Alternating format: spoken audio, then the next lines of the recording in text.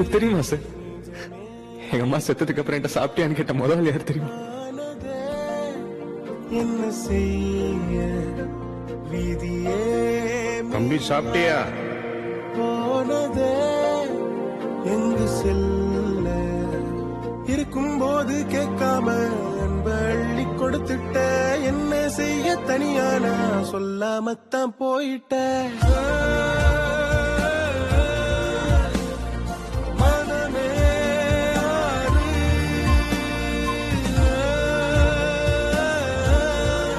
நிரந்தரம் இங்க யாரு? எல்லாத்துக்கும் ரொம்ப நன்றி சார், மறக்க மாட்டேன்.